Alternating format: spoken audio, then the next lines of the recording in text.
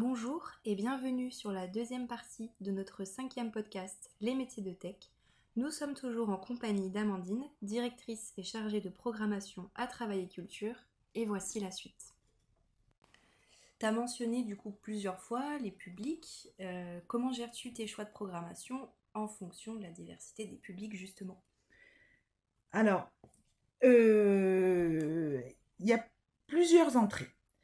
Il y a une première entrée qu'on va faire par une interconnaissance avec le milieu, on a parlé tout à l'heure du milieu associatif, et là maintenant je vais parler du milieu éducatif ou du milieu socio-culturel du territoire.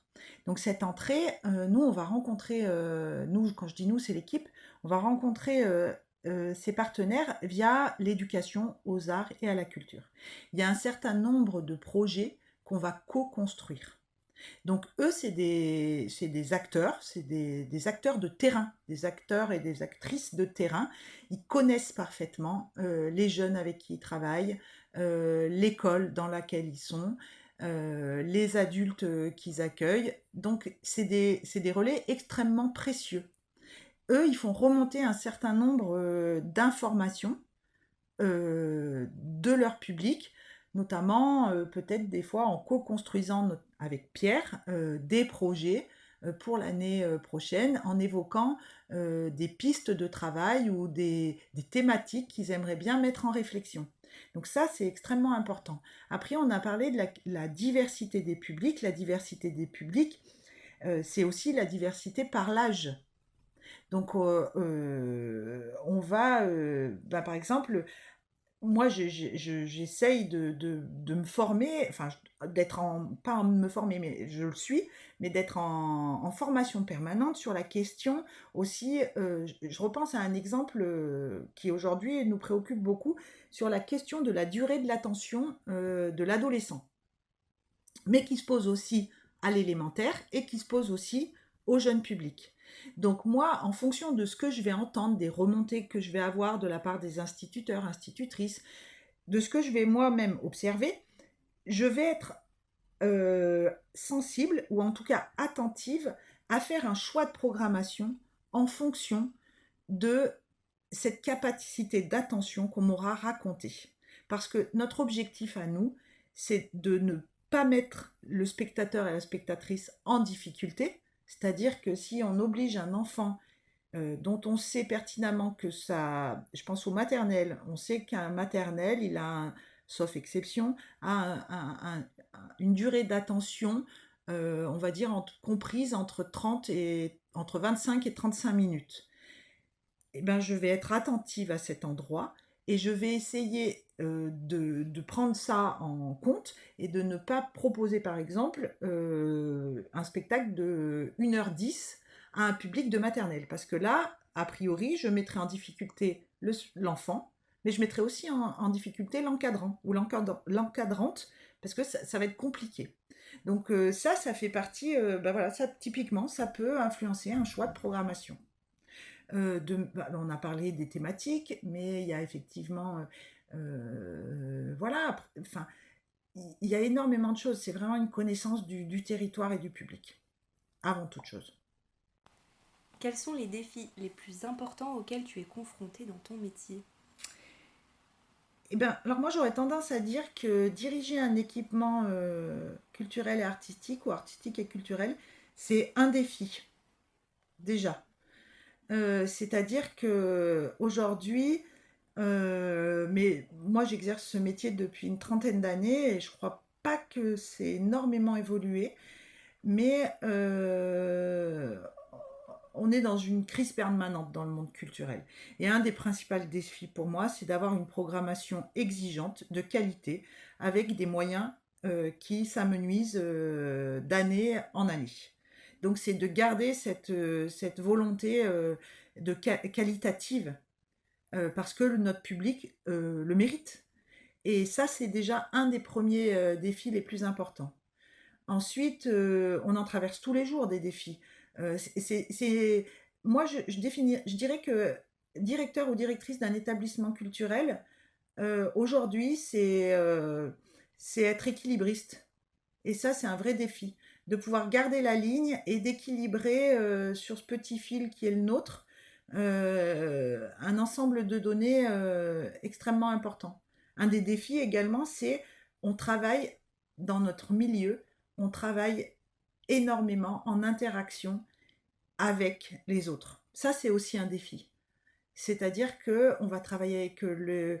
Tout à l'heure, on a parlé du monde éducatif, on a parlé du monde socioculturel. Dans notre conseil d'administration, on travaille avec le politique, puisque c'est des élus des communes qui sont présents.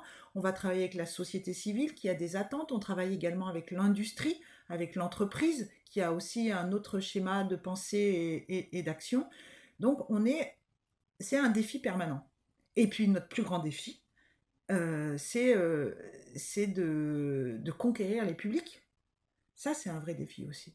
C'est de convaincre le public que l'art vivant, c'est important et qu'une société sans culture, eh ben, ça serait une société qui serait bien ennuyeuse. Et d'ailleurs, je crois qu'une société sans culture, ça s'appelle une dictature. Totalement. Ça, Voilà. c'est sûr. Et ben ça, c'est un défi aujourd'hui. En fait, oui, t'as vraiment une vision en 360, quoi. Ouais, j'essaye. J'y arrive pas toujours, Oui, mais j'essaye. j'imagine. Voilà. Ouais, tout à fait. Pour moi, nous, on n'est qu'un outil. L'établissement. Enfin, alors, je ne vais pas parler pour l'éducation, mais c'est un peu le regard que je pose aussi sur l'éducation. Mais aujourd'hui, ou le sport d'ailleurs, hein, aujourd'hui, pour moi, l'acte culturel, l'acte artistique est un outil de construction de la citoyenneté. C'est un outil d'émancipation. Donc, à partir de là, cet endroit, moi je suis un outil. Donc, mon outil à moi, il va servir effectivement à 360 degrés à notre environnement global. Donc, effectivement, j'essaye d'avoir ce prisme le plus large possible. On arrive à la fin, mais avant de passer à la dernière question, j'aimerais quand même savoir comment tu en es arrivé à la direction de Tech. Alors, pour moi, il y a deux questions là. Il y en a, la première, c'est comment je suis arrivée à la direction. Parce que tech, c'est encore, c'est là on recentre. Mais en gros, moi, effectivement, je travaille, j'ai toujours travaillé dans le milieu culturel. Comment on dit, eu en charge, enfin, j'ai occupé des postes divers et variés. Donc moi, j'ai commencé dans des métiers de logistique qu'on appelle aujourd'hui de tour manager. Voilà, ensuite je suis devenue administratrice, j'ai travaillé dans des compagnies, j'ai travaillé dans des lieux, donc plutôt sur une partie production, administration, etc. Et puis après j'ai eu une longue expérience de coordinatrice d'un projet artistique et culturel. J'ai coordonné un gros projet artistique et culturel en milieu rural, en décentralisation, et puis, de fil en aiguille, j'ai également repris des études et j'ai un diplôme, alors comment ça s'appelle? J'ai un master 2 de direction projet culturel de Sciences Po Grenoble. Et parce qu'à un moment dans mon parcours professionnel, j'ai eu envie de faire un petit point là où j'en étais. Qu'est-ce qui m'animait finalement dans ce métier? Parce qu'après ce métier de coordination que j'ai fait pendant 8 ans, je me suis bien rendu compte que ce qui m'animait, c'était beaucoup plus la question du projet que la question de l'administration. Donc j'ai fait cette formation et effectivement qui m'a convaincue et qui a fini de me convaincre en tout cas que mon objectif aujourd'hui à moi, c'est de mettre en œuvre des projets artistiques et culturels, de les penser, de les proposer et de les mettre en œuvre. Et comment je suis arrivée à travailler culture? Eh ben, je suis arrivée à travailler culture pour des questions, on va dire, politiques. C'est-à-dire que quand j'ai vu passer l'annonce de Travail et Culture et que je me suis documentée sur Travail et Culture, ce que j'ai retenu qu'il s'agissait d'un établissement qui émanait, chez nous on appelle ça de l'éducation populaire. Donc moi, je viens de cette éducation populaire, de cette éducation permanente. Ça, c'était un des premiers points qui pour moi était important, mais on pourra revenir sur ce qu'est l'éducation populaire. Ça, c'était déjà une chose importante. Deuxièmement, le poste de direction, c'était un poste de direction, donc ça correspondait aussi à un de mes critères. Un point important, c'est que Travail et Culture ne dispose pas de théâtre, mais a une action décentralisée sur un territoire. Ça, c'est ma spécialité. C'est là-dessus que je suis à l'aise, aller à la rencontre des publics. Ça c'est encore un autre domaine.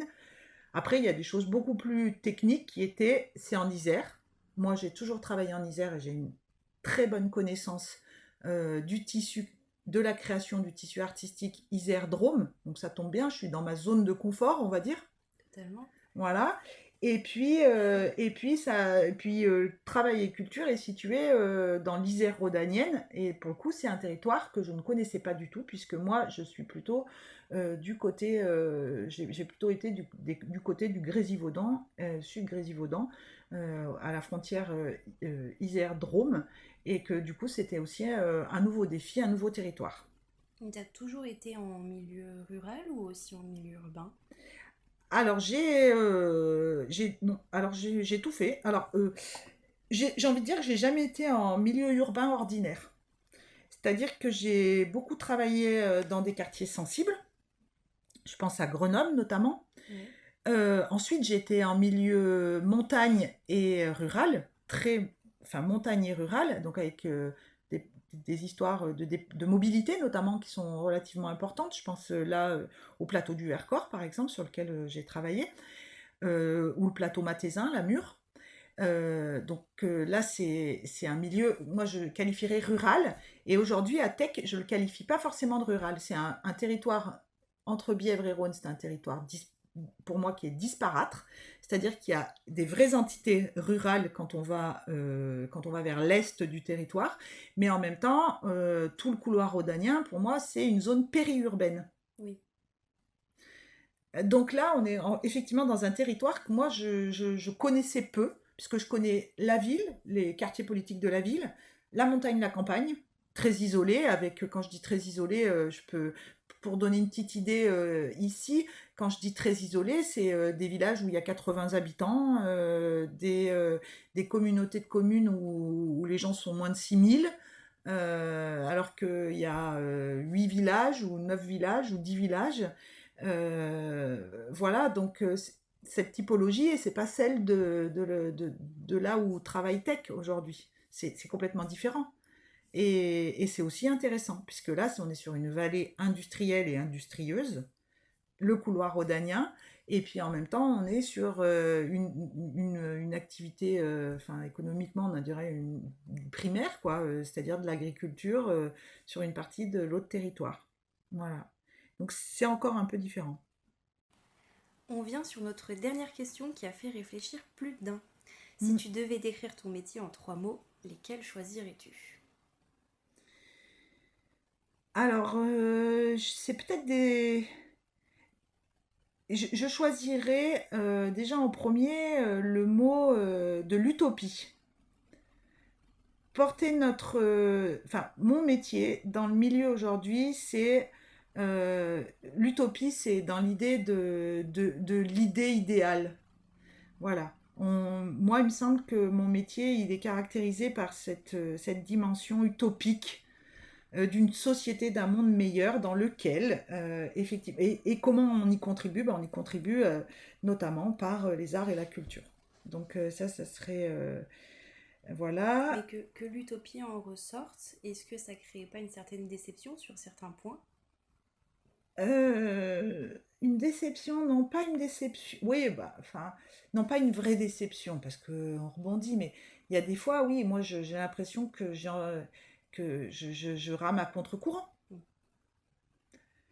Alors bon, je vais pas dire que je vais décrire mon métier comme celui d'un rameur, mais bon ben voilà, alors des fois c'est plus fluide, on rame sur comment on appelle ça là, sur un aviron qui fend l'eau, puis des fois on est dans une galère monstrueuse où en plus tout le monde a déserté, on est le seul à ramer pour faire tourner la galère. Ça voilà. Mais il y a vraiment la question de l'utopie qui me semble être important. Si tu devais décrire ton métier, alors mon métier aussi, je pourrais le décrire d'une autre manière, donc là on était plutôt sur une notion un peu philosophique, mais moi j'ai l'impression d'être aussi une couseuse. On a parlé de beaucoup de choses, et souvent j'ai l'impression d'être à l'endroit de celui qui raccommode. Enfin, pas qui raccommode, parce que raccommoder ça suppose que c'est abîmé, donc c'est pas du tout ça l'idée, mais moi je crée du lien. Voilà, c'est plutôt ça en disant couseuse. Mon métier à moi, c'est de créer du lien. Enjoliver. Pas forcément Pas enjoliver, forcément. mais en tout cas raccorder. Oui. Je raccorde les choses. Mon métier à moi, il est de mettre en lien, Et de maintenir le lien, du coup, voilà, justement. et d'utiliser, alors entre guillemets, bien sûr, mais l'artiste, le projet artistique, pour créer du lien entre les gens. Euh, enfin voilà, du lien géographique, du lien social, n'importe quel lien, Oui. mais ça c'est un deuxième, voilà, donc ça c'est créé. Et puis après, la dernière chose pour moi, donc on a fait ce lien et l'objectif, mon métier à moi, il a quand même pour objectif de faire en sorte que, bah, d'apporter du bonheur, quoi. Enfin, alors c'est pas moi hein, qui l'apporte le bonheur, on est bien d'accord, mais je vais travailler pour proposer, ce que j'espère, des moments de bonheur. Oui, tu y participes quand même. Voilà, mais ça serait voilà la notion du bonheur. Alors je sais pas si c'est décrit, c'est pas vraiment ouais, si on pourrait dire alors l'utopie, on pourrait dire utopie, couture, bonheur. Ouais, c'est plutôt chouette. On termine par le bonheur, donc on peut garder ça. Et ben merci Amandine d'avoir répondu à toutes ces questions. Eh ben merci Lucille. Nous nous retrouverons pour notre 6e et dernier podcast des métiers de tech avec Jocelyn, directeur technique et régisseur général pour l'accueil des spectacles à Travail et Culture. Pour les nouvelles arrivées, je vous invite à venir écouter nos autres podcasts de cette même rubrique que vous retrouverez sur notre chaîne YouTube ou en lien sur notre page Facebook. Merci pour votre écoute et à bientôt.